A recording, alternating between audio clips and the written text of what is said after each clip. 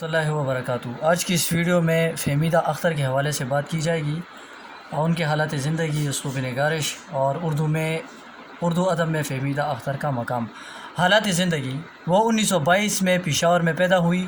ان کا تعلق افغانوں کے مشہور قبیلے علیزئی سے تھا۔ والد کا نام عبدالرؤف خان تھا۔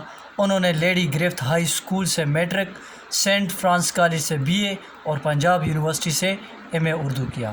گورنمنٹ کالج ایبٹ آباد میں 3 سال اردو کی لیکچرار رہیں اور پھر مرتے دم تک frontier college for women Peshawar میں تدریسی فرائض انجام دیتی رہیں۔ انہوں نے 25 فروری 1977 کو پشاور میں وفات پائی۔ قیام پاکستان کے بعد صوبہ سرحد یہاں لکھا ہے لیکن آپ صوبہ خیبر پختونخوا لکھیں گے۔ قیام پاکستان کے بعد صوبہ خیبر پختونخوا میں جو افسانہ نگار خواتین ابھری ہیں ان میں فہمیدہ اختر کا نام سر فہرست ہے۔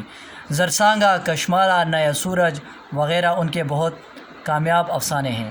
فہمیدہ اختر کی افسانہ نگاری: سرحد کی دیہاتی زندگی کی عکاسی۔ جس طرح پریم چند نے ہندوستان کے دیہاتی زندگی کی عکاسی کی ہے اور ان کے افسانوں میں ہندو معاشرے اور رسم و رواج کی جھلکیاں نظر آتی ہیں، اور احمد ندیم قاسمی کے افسانوں میں پنجاب کے دیہات اور پنجابی معاشرے کی عکاسی ہوتی ہے۔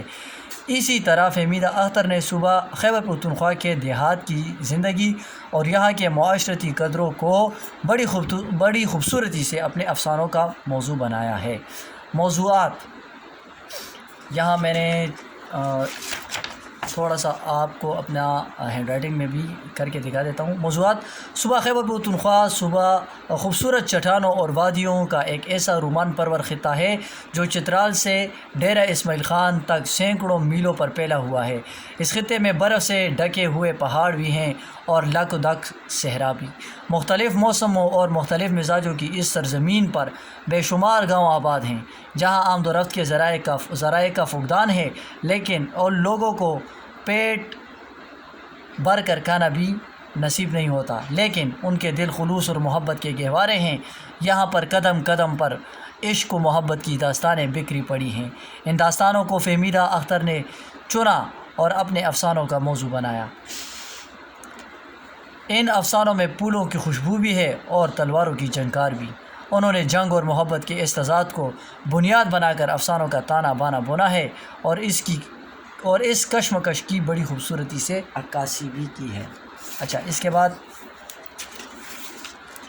معاشرتی زندگی کی عکاسی۔ فہمیدہ اختر صوبہ خیبر پختونخوا کی تہذیبی، ثقافتی اور معاشرتی زندگی کی بڑی خوبصورت عکاسی کرتی ہیں۔ وہ اپنے افسانوں میں معاشرتی مسائل کو اس خوبصورتی سے بیان کرتی ہیں کہ کوئی ابہام باقی نہیں رہتا۔ انہوں نے جیسا زندگی کو دیکھا ویسا ہی پیش کر دیا، چنانچہ ہر کہیں ان کا قلم تخیل کی حسین وادیوں سے نکل کر حقیقت سے ہم آہنگ ہو جاتا ہے۔ کردار نگاری: فہمیدہ اختر اپنے افسانوں میں کرداروں کا میلہ نہیں لگاتیں، وہ بس 1 یا 2 کرداروں کو اپنے افسانوں میں روشناس کراتی ہیں، پھر اس کردار کے عمل اور رد عمل سے کہانی کا تار و پود تیار کرتی ہیں۔ جیسے افسانے نیا سورج میں بیگم صاحبہ کے کردار پرانی قدروں کی علامت بن کر سامنے آتا ہے اور اس کا بیٹا یوسف نئی قدروں کا ترجمان بن کر ابھرا ہے۔ گل پروشہ کا کردار محض امدادی ہے۔ انہوں نے انسانی جذبات اور محسوسات کا عکاسی بہت خوبصورت کی ہے۔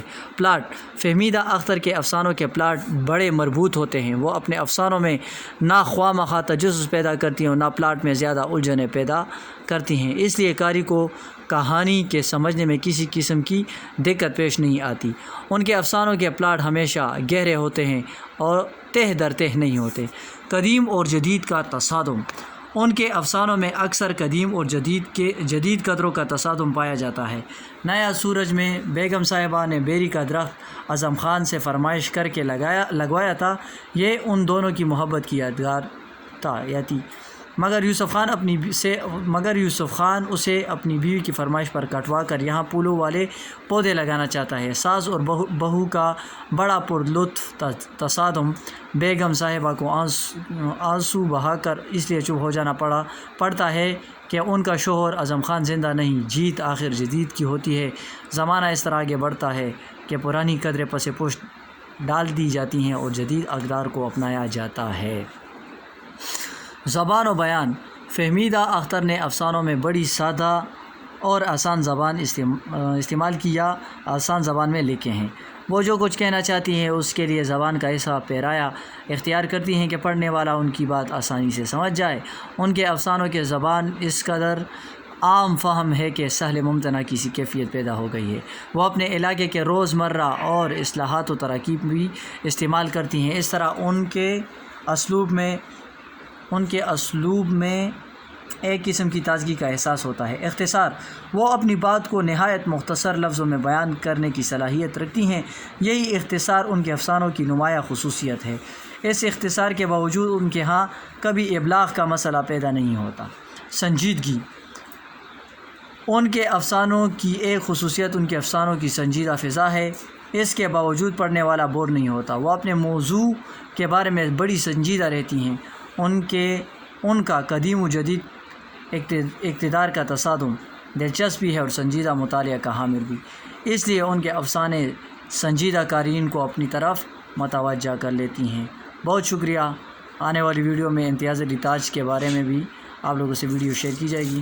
ویڈیو کو لائک کریں, چینل کو سبسکرائب کریں. کمنٹ سیکشن میں آپ ہمارے ساتھ اپنی رائے بھی شریک کر سکتے ہیں کہ آپ کو ہماری ویڈیو اچھی لگی.